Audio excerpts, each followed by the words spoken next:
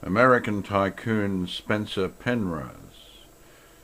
In 1891, young Spencer Penrose's upper-crust Philadelphia family gave him $500, waved him goodbye on a train bound for the distant Colorado goldfields, and breathed a deep sigh of relief.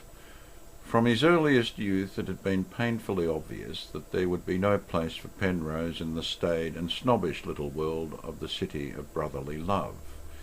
He had left Harvard University in a blaze of notoriety after drinking a gallon of beer in 34 seconds and then knocking out all comers in an impromptu boxing contest. From then on, his wild conduct had been a perpetual scandal to the Penrose clan and all of the best families of Philadelphia with whom they had been intermarrying for generations. But if the wayward Spencer's exile to Colorado was a godsend to the Penroses, it was to prove a much more fortunate event for the black sheep himself.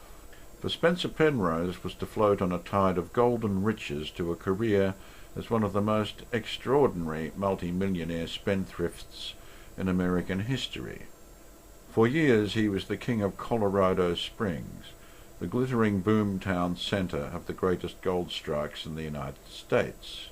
At one time his income amounted to millions a year, and he spent it with a magnificence that earned him the title of the most splendid of all the swashbuckling grandees of the West. He built the most fantastic hotel west of the Mississippi, and stocked it with enough liquor to last for 50 years, when Prohibition loomed after World War I. He travelled in a fleet of 7 monster canary-coloured limousines. He had 300 servants on his payroll, and promised he would never sack any of them except for arson or murder. Even after a horde of hangers-on, crooks and speculators had milked him for 20 years, Spencer Penrose contrived to leave nearly $150 million when he died in 1939. When he was dying from throat cancer and rarely left Colorado Springs, he was asked why he kept up his membership of exclusive and expensive clubs all over America. "I might want a glass of brandy in one of those cities one day," he croaked. "Damn it, you can't expect a Penrose to drink in a public place." If ever a child was born with a silver spoon in his mouth, it was Spencer Penrose, who first saw the light of day on November 2nd, 1865. His father was Philadelphia's most fashionable surgeon. The Penroses were enormously wealthy and related to everyone worth knowing in the most superciliously clannish city in America. Spencer's oldest brother, Boys, became a big figure in Pennsylvanian politics. Other members of the family were bankers, lawyers, and similar pillars of respectability. Spencer, however, was a problem.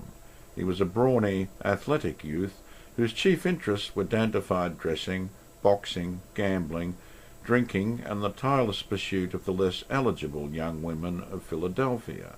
His Harvard career was punctuated by the smack of fisticuffs and the crash of broken bottles. Ability to down a gallon of beer in record time was not regarded as a particular asset in his family circle. Then one day in 1891, Spencer received a letter from a former Harvard classmate, Charlie Tutt, who had gone to seek his fortune on the Colorado goldfields. At Cripple Creek, under the shadow of Pikes Peak in the Rocky Mountains, miners had just stumbled on what was to become the most fabulously rich gold strike in American history. Almost overnight, the nearby town of Colorado Springs, once the quiet health resort of consumptives and wealthy hypochondriacs, had developed into a roaring, wide-open mining metropolis. Tutt, already making a fortune from his Cripple Creek mine, urged his friend to come and share in the bonanza. The idea also appealed to the Penrose family.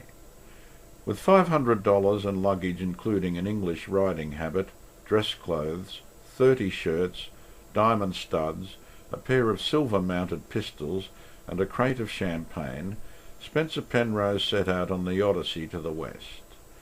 He signalized his arrival at Colorado Springs by getting drunk and throwing a fellow guest bodily through a large plate-glass window in the Antlers Hotel. Tut promptly dispatched him to Cripple Creek to take charge of the partners' mining interests, and from that moment fortune descended on Spencer Penrose in a golden flood. He found Cripple Creek a brawling, tumultuous ant-heap of prospectors, gamblers and land speculators, boasting the best bawdy houses and plushest saloons in the Rockies. The Tut Penrose mine was making staggering profits. When the partners invested the proceeds in crushing mills to treat ore from the rest of the field, their income trebled in a few years. By the time he was in his 30s, Spencer Penrose was rich enough to retire to the palace in Colorado Springs and spend the rest of his life trying to think up ways of unloading his wealth. He bought gold mines in Alaska, copper mines in Utah, which he eventually sold for $40 million, sugar estates in Hawaii, and huge cattle ranches scattered over Colorado and western Kansas. He squandered $500,000 attempting to found his own town of Penrose near Denver. But his most spectacular enterprises were centered on Colorado Springs itself. The town now contained an opera house, half a dozen sumptuous hotels, the costliest red light district in the west, and streets lined with the mansions of the mining magnates. But among all the big spenders of Colorado's golden age, there was none to compare with Spencer Penrose. He bought a whole mountain range outside the town because he liked the view from the top. On the slopes he established a private zoo served by a miniature railway and a bar in one of the coaches. In the grounds of his mansion he spent $1 million on building a replica of the chapel of the Renaissance Pope Paul III and filling it with Italian paintings and medieval sculptures. He slept with a writing pad beside his mammoth gilded Louis XV bed so that he could jot down any projects that occurred to him during the night. When automobiles began replacing carriages among America's tycoons, the most fashionable status symbols were the Rolls-Royce, Pierce Arrow, Packard, Dirac, Stutz, and other custom-built or imported cars.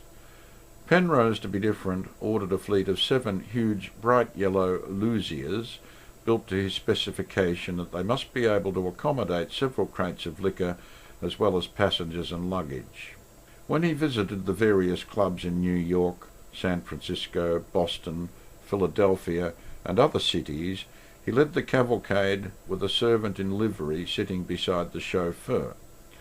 However, the most colossal monument in Spencer Penrose's squandermania was the Broadmoor Hotel, still renowned today as the Palace of the American West.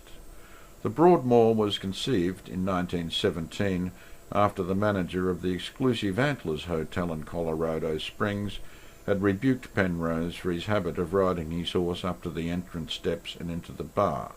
Penrose had already earned the manager's displeasure by shooting drinks out of the patron's hands with his pistol and then challenging anyone who objected to fight him on the spot. Stung by the attitude of the Antlers staff, Penrose decided to build his own hotel. Within a year, and at a cost of $3 million, the Broadmoor was finished. A monster pile at the foot of Cheyenne Mountain, surrounded by 1,000 acres of parkland, artificial lakes, a polo ground, golf course, and rodeo arena, the Broadmoor staggered visitors from all over America. The whole area teemed with wildlife, herds of buffalo and stud cattle in the park, seals and flamingos in the lakes, and occasional prowling mountain lions from the hills. The seals were banished when they took a fancy to flipping around the red plush lobby to the alarm of elderly guests. Shortly afterwards, swans replaced the colourful flamingos which used to annoy diners on the Terrace Cafe by stalking among the tables and snatching food off the plates. Penrose kept a permanent staff of 300 painters, plumbers, carpenters, and other tradesmen on the Broadmoor payroll, most of them living in complete idleness on fat wages.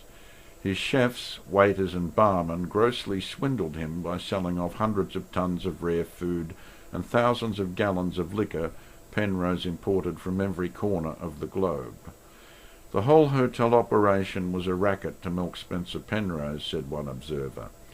In the 20 years of his ownership it never showed 1 cent of profit. No guest was ever asked to leave because of an unpaid bill. Eventually half the Broadmoor was filled with sponging, hard-drinking ne'er-do-wells who earned their hoard by keeping their host amused. Then, in 1919, just after World War I, the Palace of the Rockies faced its greatest crisis with the approach of Prohibition. Denouncing the coming dry laws as the scourge of civilization, Penrose set about amassing a stock of liquor that he boasted would withstand a siege of 50 years. Week after week, trainloads of whiskey, brandy and wines rolled into Colorado Springs under Penrose's armed guards, and thousands of crates were transferred to the hotel cellars. He bought the entire stock of 1,000 cases of vintage champagne from one New York firm, 5,000 cases of wine from a Philadelphia importer, and the entire liquor stock of the biggest hotel in Denver. When the Broadmoor cellars were crammed to the roof, he had huge vaults excavated under the lakes, the entrances to which were guarded by armed patrols and fierce dogs.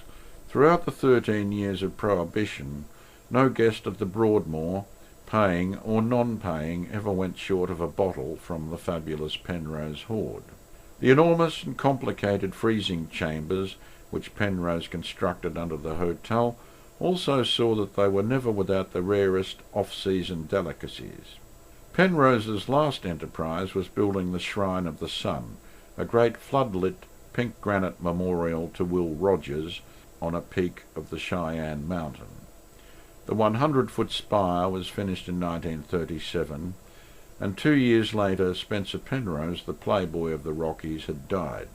When he was dying, he added a codicil to his will, leaving $10,000 to provide for an annual Spencer Penrose Memorial Cocktail Party at the Broadmoor Hotel.